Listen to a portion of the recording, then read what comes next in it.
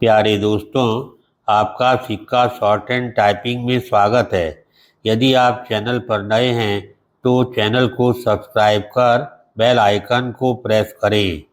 Dictation 5 second बाद 100 शब्द प्रति मिनट की गति से बोली जाएगी।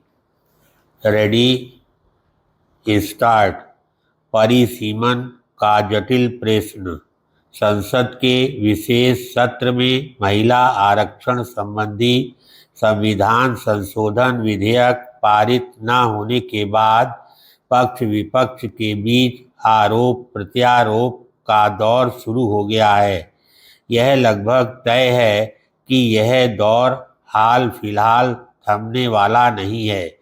कहना कठिन है कि आम जनता और विशेष रूप से महिलाओं को किसका नैरेटिव सही जान पड़ेगा, क्योंकि दोनों पक्षों की ओर से एक दूसरे को कटघरे में खड़ा करने और महिला आरक्षण को लागू करने के तौर तरीकों पर तकरार करने से किसी को, और विशेष रूप से लोकसभा एवं विधानसभाओं में अपने लिए 33% सीटों की प्रतीक्षा कर रही महिलाओं को तो कुछ भी हासिल होने वाला नहीं है।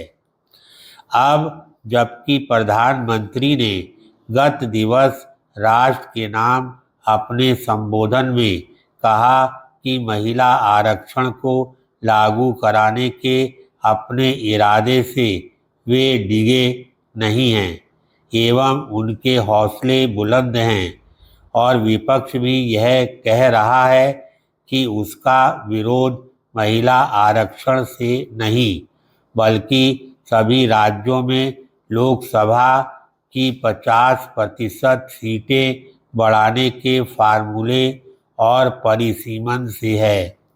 तब फिर उचित यह होगा कि इस जटिल प्रश्न का समाधान निकालने के लिए दोनों पक्ष सहमति कायम करने की दिशा में आगे बढ़ें।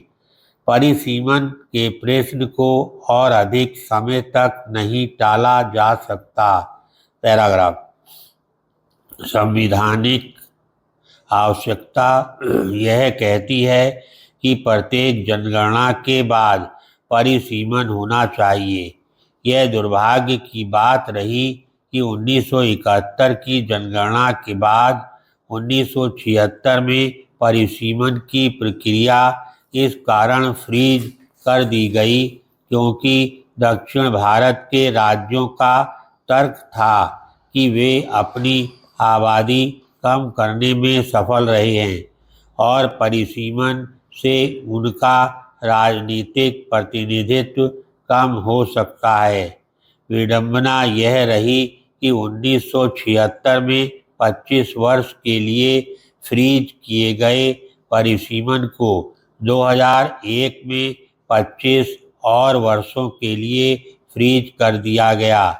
लेकिन अब जबकि यह अवधि पूरी हो गई है, तब मौजूदा जनगणना के बाद परिसीमन तो कराना ही होगा, अन्यथा संविधान की इस मूल भावना का निराधार होगा कि लोकतंत्र में प्रत्येक व्यक्ति के वोट का मूल्य बराबर होना चाहिए। विपक्षी दलों ने भले ही परिसीमन पर आपत्ति जताकर महिला आरक्षण की राह रोक दी हो, लेकिन यदि अगली जनगणना के बाद जनसंख्या के आधार पर परिसीमन होता है तो उससे दक्षिण के राज्यों को तो राजनीतिक रूप से अधिक नुकसान ही होगा। ऐसे में उचित यही होगा कि सभी राज्यों में लोकसभा की 50% सीटें बढ़ाकर परिसीमन किया जाए ताकि लोकसभा के सभी सदस्यों को लगभग समान संख्या में लोगों के प्रतिनिधित्व का अवसर मिल सके। यदि दक्षिण के राज्यों के जनसंख्या आधारित परिसीमन के विरोध को जरूरत से ज़्यादा महत्व दिया जाएगा तो इससे उत्तर भारत के राज्यों के हितों की कहीं अधिक अनदेखी होगी और यह भी उचित नहीं होगा। धन्यवाद।